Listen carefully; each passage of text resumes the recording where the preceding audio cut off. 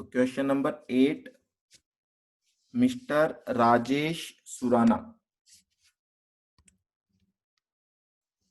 Has a proprietorship firm in the name of Surana and sons in Jaipur. तो पहले तो फटाफट से इंफॉर्मेशन कलेक्ट कर लिया करो ताकि दोबारा क्वेश्चन नहीं पढ़ना पड़े हमें। तो जो बिजनेसमैन है उसका नाम है Surana and sons, proprietorship firm है जयपुर में।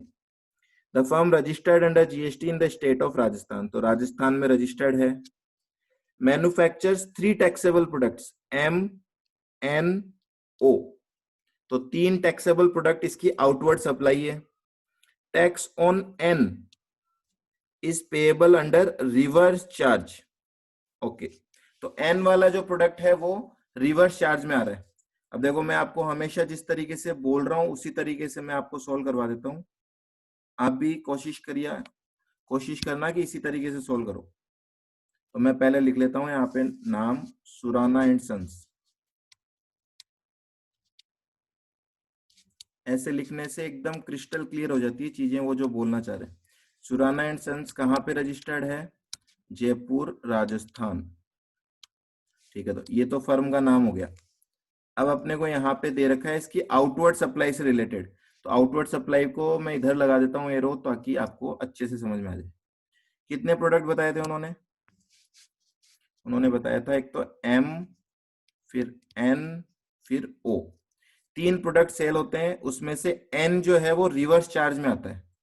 तो N जो है वो रिवर्स चार्ज मैकेनिज्म में आता है, इसको ब्रैकेट में लिख देता हूं। ओके, आगे डेटा पढ़ेंगे। The firm also provides taxable consultancy services, मतलब ये भी क्या है? आउटवर्ड सप्लाई है, तो ये भी यहाँ पे लिख देते हैं। तो अगर काउंटिंग से लिखूं तो मैं 1 2 3, चौथी सर्विस कौन सी है? Consultancy services. तो 4th नंबर पे ये कंसल्टेंसी सर्विसेज भी देता है, तो 4 आउटवर्ड सप्लाई हो गई इसकी। Next, the firm has provided the following details for the period April to September. तो अप्रैल से लेके सितंबर तक का डेटा दे रखा है, मतलब 6 मंथ्स का डेटा आपको दे रखा है यहाँ पे। ठीक है, अप्रैल मई जून जुलाई अगस्त सितंबर। Turnover of M 14 lakhs, turnover of N 6 lakhs, turnover of O 10 lakhs। तो ये आपको टर्नओवर दे रखे हैं इन सबके। Export of M with payment of IGST 2,50,000।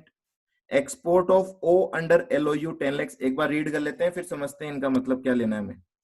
Consultancy services provided to independent clients located in foreign countries. In all the cases, consideration has been received in convertible foreign exchange. ठीक है, 20 lakhs की services दी गई है, सारे के सारे clients foreign location से हैं, मतलब फॉरेनर हैं, और जो पैसा मिला है वो भी कन्वर्टिबल फॉरेन एक्सचेंज में मिला है। चलो एक बार आगे के पॉइंट पढ़ने से पहले आप इस क्वेश्चन में ये पढ़ लो कि निकालना क्या है हमें। With the help of above mentioned information compute the net GST liability of Surana and sons. तो नेट जीएसटी लाइबिलिटी पूछ रहे हैं, मतलब आपको यहाँ पे आउटपुट टैक्स भी निकालना है और आपको यहाँ पे आईटीसी भी निकालना है। आउटपुट टैक्स निकालेंगे, आईटीसी निकालेंगे, तो क्या आ जाएगा हमारे पास? नेट टैक्स लाइबिलिटी आ जाएगी। ठीक है, तो क्वेश्चन एक बार मैंने साइड में लिख दिया क्या क्या पूछा है। और देखो, payable from electronic credit ledger, मतलब कितना तो आप आईटीसी यूटिलाइज करके पे करोगे, और इलेक्ट्रॉनिक कैश लेजर कितना आप कैश में पे करोगे for the period April to September. Assume that all domestic transactions of Surana and Sons are intrastate and that rate of GST on goods and services are 12% and 18% respectively. ये important है, इधर लिख लेते हैं हम side में। Goods पे जो रेट है वो 12% मानेंगे हम यहाँ पे, और सर्विसेज पे जो रेट है वो 18% मानेंगे यहाँ पे इस क्वेश्चन में जो भी डेटा है उसमें। ठीक है, और सारी की सारी इंट्रा स्टेट ट्रांजेक्शन है। All the conditions necessary for availing the ITC have been complied with. ITC लेने की सारी कंडीशंस हमने कंप्लाई की है। Turnover of Surana and sons was 85 lakh in the previous financial year. तो देखो पिछले साल में 85 लाख का टर्नओवर है, इससे कोई फर्क पड़ेगा क्या? यहाँ पे फर्क इतना ही पड़ सकता है कि आपको रजिस्टर्ड है या नहीं है ये पता लगे, पर वो तो ऊपर ही लिख दिया था उन्होंने शायद, ये रहा रजिस्टर्ड। ठीक है, तो चलो लास्ट ईयर टर्नओवर से तो कोई लेना देना है नहीं। हाँ, अब आपको दो चीज निकालनी है, एक आउटपुट टैक्स और एक आईटीसी। तो पहले मैं कैलकुलेशन कर रहा हूं आउटपुट टैक्स की। देखो फॉर्मेट आपको वही 2 कॉलम का फॉर्मेट बनाना है, पर्टिकुलर्स और अमाउंट। अब ये मैं इसी फॉर्मेट में अगर सोल्व कर दूं तो ये पर्टिकुलर्स तो लिखे हुए ही है मेरे पास, ये वैल्यू लिखी हुई है, यहाँ पे टैक्स कैलकुलेट करते हैं, देखें हम। ठीक है, इसके जस्ट आगे मैं एक बार टैक्स कैलकुलेट करता जा रहा हूं। देखना, turnover of M, M taxable है 14 लैक्स, गुड्स है, गुड्स पे क्या रेट दे रखी थी इन्होंने 12%, तो 14 लैक्स का 12% आउटपुट टैक्स हो जाएगा हमारा, कितना होगा बोलो? 14 लैक्स का 12% होता है 1,68,000। ओके जी साक्षी, 1,68,000 रुपए का टैक्स लगेगा यहाँ पे। हाँ जी, फिर बोल रहा है टर्नओवर ऑफ एन, बोलो एन का जो टर्नओवर है उस पे मुझे टैक्स देना है कि रेसिपिएंट टैक्स देगा? ऊपर लिखा था इन्होंने, ये तो आरसीएम में आएगा, तो हमें कुछ भी टैक्स नहीं देना, तो इस पे मैं 0 लिख दूं। ठीक है, मेरे लिए ये आउटपुट टैक्स का आइटम नहीं है। Okay ji, turnover of O दे रखा है 10 लैक्स, 10 लैक्स पे भी 12% लगेगा, तो 10 लैक्स का 12% कितना होता है? 1,20,000। ओके, फिर आ रही है बात export of M with payment of IGST, तो साफ साफ लिखा हुआ है।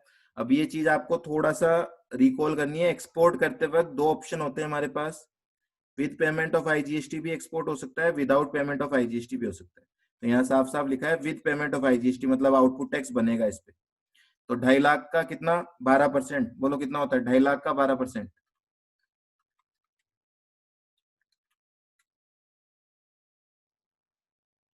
30,000। किसी को डाउट है वो फटाफट से लिख देना। ठीक है, टैक्स तो लगेगा ना, रिफंड की बात अलग है, यहाँ पे रिफंड की कोई बात नहीं हो रही है, हमें तो आउटपुट टैक्स कैलकुलेट करना है। Okay ji, export of O under L O U, मतलब without payment of IGST, without IGST है तो आईजीएसटी कितना होगा? ऑब्वियसली 0।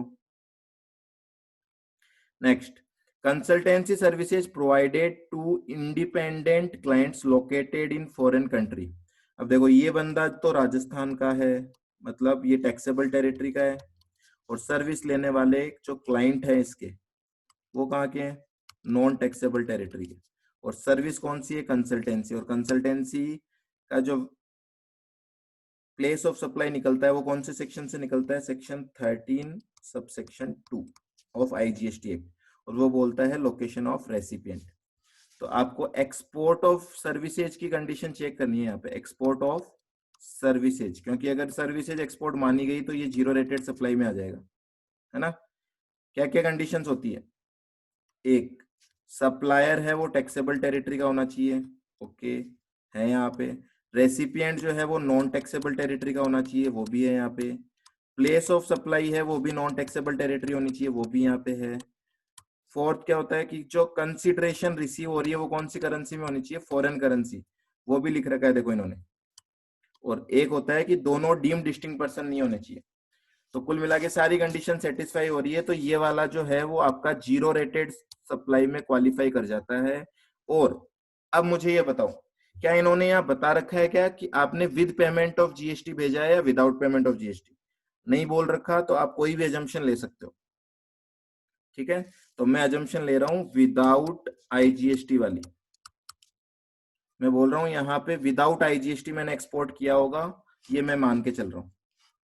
आप दूसरी एजम्पशन लोगे तो भी आंसर करेक्ट है, कोई दिक्कत नहीं है। क्लियर है यहां तक बात? यहां तक सबको क्लियर है?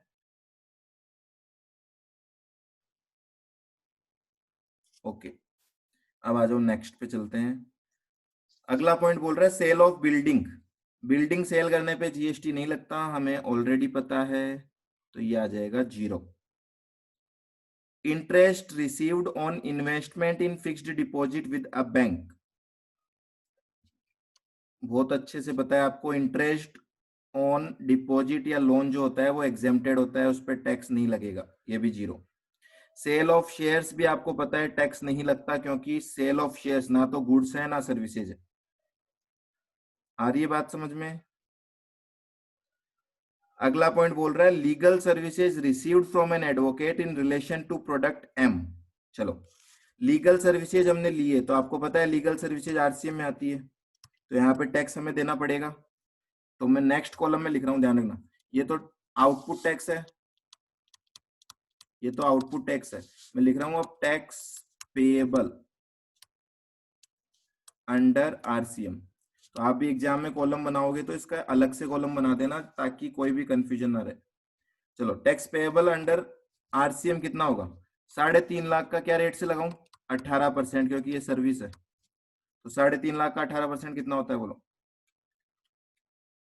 63,000 रुपीज। ओके,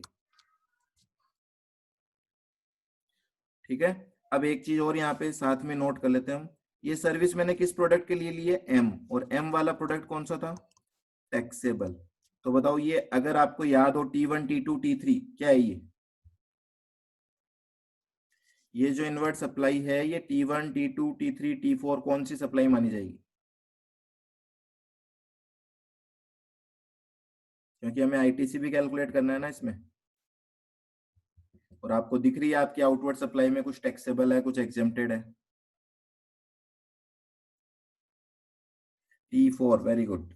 ये T4 है और T4 का 100% आईटीसी अलाउ होता है, ध्यान रखना। 100% आईटीसी अलाउ हो जाएगा इसका। ओके, लास्ट बोल रहा है common inputs and input service used for supply of goods and service. Common inputs का मतलब क्या होता है? C2, है ना। और C2 दे रखा है कि इनपुट्स 35 लाख के खरीदे हैं, इनपुट सर्विस 15 लाख की खरीदी है। तो इस पे क्या मुझे टैक्स देना है क्या आरसीएम में? नहीं देना, तो इस पे कोई टैक्स नहीं लगेगा, ये जीरो। टोटल लगा दोगे यहाँ पे आप, तो आपका टोटल आउटपुट टैक्स आ जाएगा यहाँ पे। करना है एक बार टोटल। 4 आइटम ऐड करने हैं आपको, 1,68,000, 1,20,000, 30,000 और 63,000।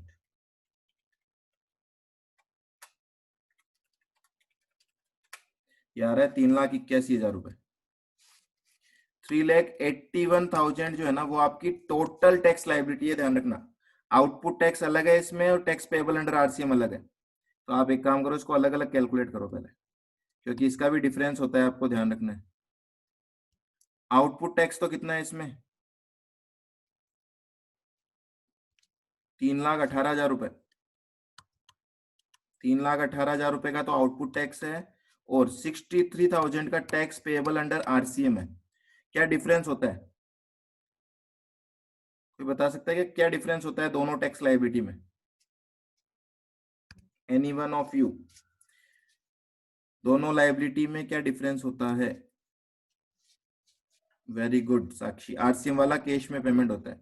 तो मैं बोल रहा हूं can be paid only through electronic cash ledger. ठीक है, यहाँ पे आईटीसी यूटिलाइज नहीं कर सकते हम, इसीलिए दोनों को अलग अलग लिख दिया हमने। तो फर्स्ट पार्ट तो हो गया क्वेश्चन का, कोई दिक्कत आई इसमें तो नहीं आई। अब आ रही है बात आईटीसी लेने की। तो देखो, आईटीसी लेने से पहले मैं आपको बोल रहा हूं, जब भी क्वेश्चन आए पहले आप क्वेश्चन में ये देख लो कि वो क्वेश्चन कैपिटल गुड्स का है या फिर वो इनपुट्स और इनपुट सर्विसेज का है। पूरा क्वेश्चन अभी आपने पढ़ा है मेरे साथ, इसमें कहीं भी कोई कैपिटल गुड्स परचेज किया हुआ दिखाया है क्या आपको? बोलो, क्या इस क्वेश्चन में कहीं पर भी कोई कैपिटल गुड्स परचेज किया गया हमने? नहीं परचेज किया, तो बहुत सिंपल सा क्वेश्चन है। मैं आपको बोल रहा हूं रूल नंबर 42 का फॉर्मेट बना दो, एज इट इज आपका आंसर आ जाएगा। ठीक है, तो मैं यहाँ पे बना रहा हूँ, देखो छोटा सा, ताकि आपको समझ में आ जाए। रूल नंबर 42 का फॉर्मेट बना देते हैं, हमारा आंसर आ जाएगा। फॉर्मेट क्या होता है रूल नंबर 42 का? हम पहले लिखते हैं टोटल क्रेडिट, है ना, टी। देखो टोटल आईटीसी कितना है इस क्वेश्चन में। अब हमने जो जो खरीदा है उसकी तरफ ध्यान देना, आउटवर्ड सप्लाई की तरफ ध्यान मत देना। ये सारे आउटवर्ड सप्लाई दे रखे हैं यहाँ तक, ये सारे के सारे आउटवर्ड सप्लाई, ये केवल और केवल ये लास्ट की जो दो एक्टिविटीज है ये हमारे लिए इनवर्ट सप्लाई है।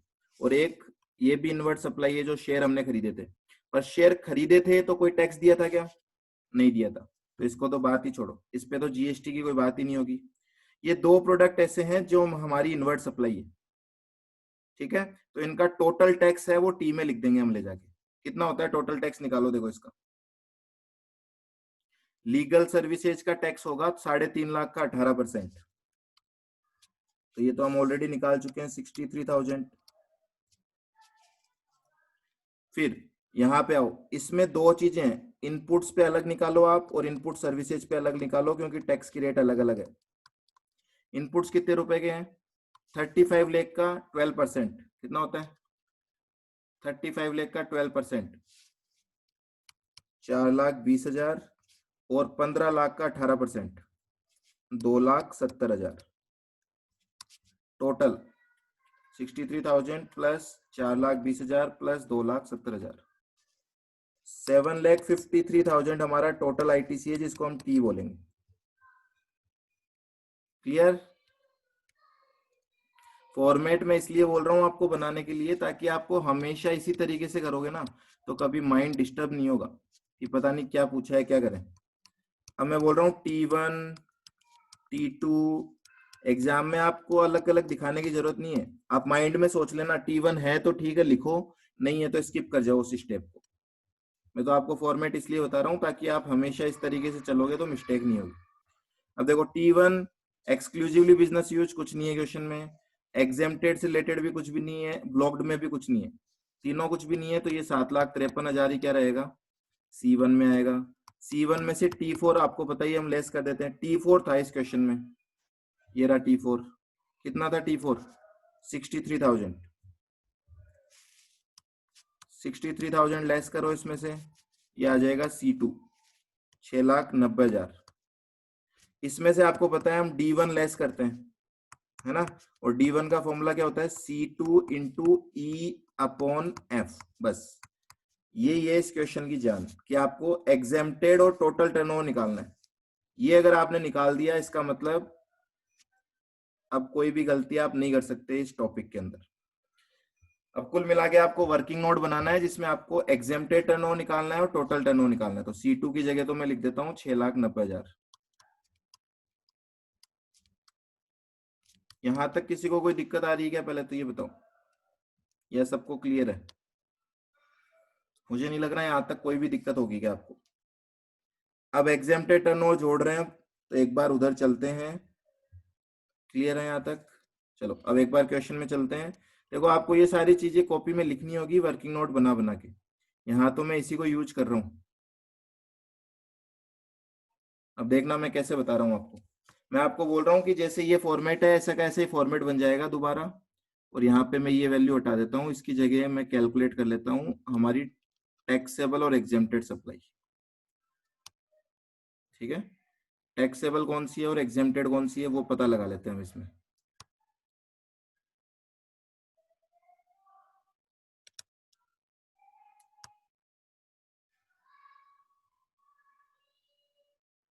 चलो अब बहुत आसान सा क्वेश्चन है, दो कॉलम आपको बनाने हैं इसके आगे। जब भी आप इसको सोल्व करोगे कॉपी में, तो यहाँ पे दो कॉलम ऐड कर देना। एक काम मैं बना रहा हूँ टैक्सेबल सप्लाई, एक में बना रहा हूँ एग्जेम्प्टेड सप्लाई, है ना। और टैक्सेबल के साथ क्या आता है हमेशा आपको पता है, जीरो रेटेड भी टैक्सेबल के साथ ही लेते हैं हम। तो zero rated supply plus taxable supply का तो मैं एक कॉलम बना रहा हूँ और एक एग्जेम्प्टेड का बना रहा हूँ, दोनों का टोटल लगा देंगे तो टोटल आ जाएगा हमारा। चलो लिखते जाओ, टर्नओवर ऑफ एम। अब आप फटाफट से बताते जाएंगे, मैं आपसे पूछ रहा हूँ टर्नओवर ऑफ एम क्या होगा? टैक्सेबल। हाँ जी, टैक्सेबल में आएगा ये 14 lakhs। एन, एन के लिए आप बताओ मुझे, टर्नओवर ऑफ एन एग्जेम्प्टेड में आएगा कि टैक्सेबल में आएगा? विद रीजन लिखना, जो बता रहा है आंसर वो विद रीजन लिखना।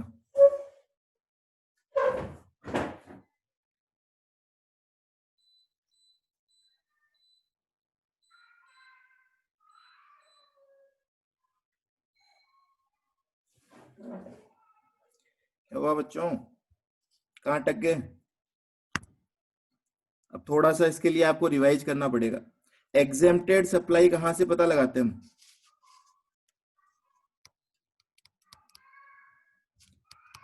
दिमाग चक्कर खा रहा है क्या? एग्जेम्प्टेड सप्लाई निकालने के लिए दो सेक्शन होते हैं हमारे पास, या तो सेक्शन 2 सबसेक्शन 47 या सेक्शन 17 सबसेक्शन 3। हाँ जी स्नेहा, वेरी गुड। सेक्शन 17 3 के अकॉर्डिंग क्या ये एग्जेम्प्टेड सप्लाई है क्या? देखो सेक्शन 247 तो बोलता है कि कोई भी नील रेटेड है जिसपे टैक्स की रेट 0 है, या कोई होली एग्जेम्प्ट है ना, या फिर कोई नॉन टैक्सेबल भी अगर है तो वो भी इसमें आएगा, जैसे कि पेट्रोल डीजल वगैरह।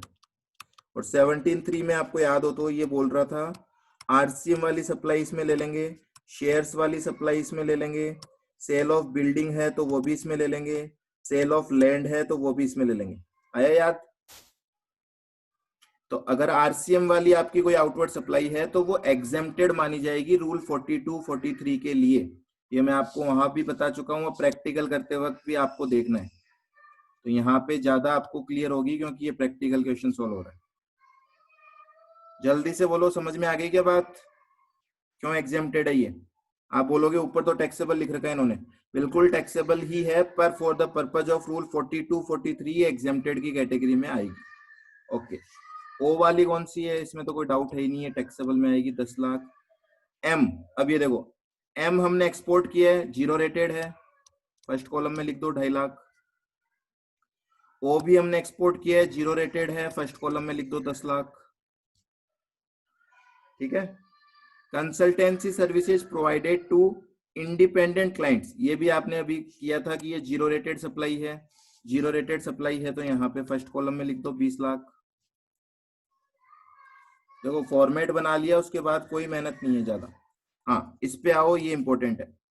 सेल ऑफ बिल्डिंग, देखो बिल्डिंग जब हम सेल कर रहे हैं तो पहली बात तो ये एग्जेम्प्टेड में आएगी, 17(3) हमें बोल रहा है। पर दूसरी बात, इसकी क्या वैल्यू लेनी होती है? तो आपको याद होगा वैल्यू होती है स्टाम्प ड्यूटी वैल्यू। तो यहाँ पे एक इंफॉर्मेशन दे रखी है आपको, स्टाम्प ड्यूटी 2.5 लाख है जो कि वैल्यू का 2% है। तो आप रिवर्स कैलकुलेशन से स्टाम्प ड्यूटी वैल्यू कैलकुलेट कर सकते हो। मतलब एक्स स्टाम्प ड्यूटी वैल्यू में मान लेता हूं इसका 2% इज इक्वल्स टू 2.5 लैक्स। तो बताओ एक्स की वैल्यू क्या आएगी? 125 लाख। Very good. कौन से कॉलम में लिखूं? एग्जेम्प्टेड वाले में। तो थोड़ा सा दूर लिख देते हैं, यहाँ पे 125 लैक्स है ये वैल्यू। ठीक है। नेक्स्ट पॉइंट मार्क कर लेना, मोस्ट इंपोर्टेंट बात बता रहा है यहाँ पे आपको। Interest received on investment in fixed deposit with the bank, बोलो टैक्सेबल है कि एग्जेम्प्टेड है? टैक्सेबल सप्लाई है या एग्जेम्प्टेड सप्लाई है?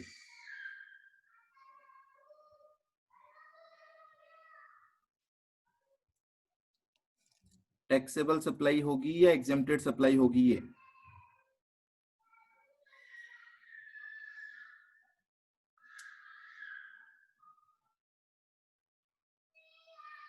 कोई तो ट्राई करो। इंटरेस्ट रिसीव्ड क्या होता है? एग्जेम्प्टेड है, पर अब मैं एक बार आपको नोट्स रेफर करा देता हूं ताकि आपके माइंड में क्लिक कर जाए। ये देखो कुछ ऐसा पढ़ा था क्या हमने? मैंने आपको पढ़ाया था कि एग्जेम्प्ट सप्लाई में कुछ चीजें ऐड नहीं करनी है रूल 42 43 के लिए। उसमें फर्स्ट पॉइंट ये था कि अगर कोई इंटरेस्ट मिल रहा है आपको तो वो एग्जेम्प्ट में ऐड नहीं करेंगे, है वो एग्जेम्प्टेड ही, पर जब रूल 42 43 की कैलकुलेशन करेंगे तो उसको एग्जेम्प्टेड का पार्ट नहीं मानना है, except for बफिन, banking company financial institution के लिए तो माना जाएगा, बाकियों के लिए नहीं माना जाएगा। ठीक है। तो इस प्रोविजन को यहाँ पे लगाते हैं, तो इसको एग्जेम्प्टेड के टर्नओवर में ऐड नहीं करेंगे हम, ध्यान रखना।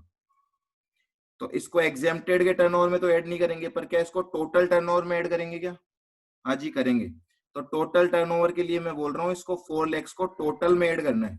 तो मैं एक बार लास्ट में लिख देता हूँ साइड में, टैक्सेबल वाले कॉलम में भी नहीं लिख रहा, अदरवाइज आप कंफ्यूज हो जाओ। बात समझ में आ गई? तो 4 लाख आपके टोटल टर्नओवर में तो ऐड होगा, पर एग्जेम्प्टेड वाले टर्नओवर में ऐड नहीं होगा। Next, sale of shares. Shares के ऊपर भी आपको पता है एग्जेम्प्टेड सप्लाई है, पर वैल्यू यहाँ पे कितनी दे रखी है? 250 लैक्स। 250 लैक्स वैल्यू नहीं लेते हम, लेते हैं इसका 1%। कितनी होती है इसकी 1%? 250 लैक्स की 1% 2.5 लाख। और लास्ट पॉइंट बोल रहा है, ये तो दोनों खैर इनपुट से रिलेटेड है, इससे कोई लेना देना नहीं है टर्नओवर का। ये लो जी, इसका टोटल लगा लो, आपका टर्नओवर का टोटल आ जाएगा। करो देखे, टोटल टैक्सेबल का टर्नओवर कितना आ रहा है, टोटल एग्जेम्प्टेड का कितना आ रहा है, और तीनों को टोटल कर देंगे तो टोटल आ जाएगा लास्ट वाले कॉलम को तो 4 लाख लिख देते हैं हम। 56,50,000 टैक्सेबल आ रहा है क्या? 56,50,000 ये तो आ रहा है टैक्सेबल। और एग्जेम्प्टेड कितना आ रहा है? 125 प्लस 6 131, 133.50 लैक्स। सही है। अगर इन तीनों को ऐड कर दें तो कितना आता है?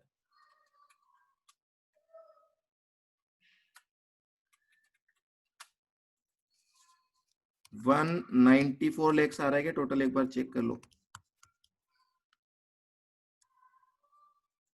194 लैक्स। इसमें एग्जेम्प्टेड कौन सा है? ये तो है एग्जेम्प्टेड है, इसको तो हम बोलेंगे ई और इसको हम बोलेंगे एफ। ये वैल्यू ले जाके हम रख देंगे वहां फॉर्मेट में। ये जो मैंने अभी कैलकुलेशन की है ये आपका वर्किंग नोट है, ठीक है। 133.5 और 194, ये लो जी। तो 133.5 तो हो जाएगा आपका एग्जेम्प्टेड टर्नओवर, 133.5 और ये हो जाएगा 194। करना कैलकुलेट, कितना आता है?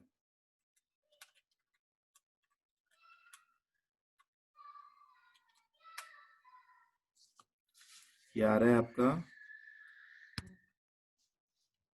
4,74,820 रुपए।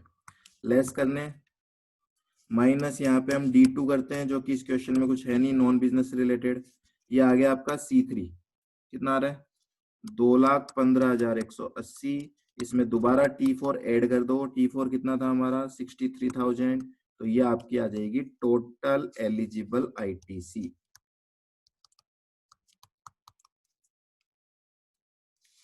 कितना हुआ? 2,78,180। एक बार चेक कर लो सॉल्यूशन में। 278,180 और 3,81,000 output tax liability. Output tax liability हमने कैलकुलेट की थी, उसको मैंने इरेज कर दिया था, ठीक है। कितनी आ रही थी वो? 3,18,000। अलग अलग आ रही थी ना दोनों। आउटपुट पे 3,18,000 आ रही थी। और तो हम देखो करेंगे कैसे। आउटपुट टैक्स लायबिलिटी ये है, इसमें से आप ITC लेस करोगे। ITC है 278,180।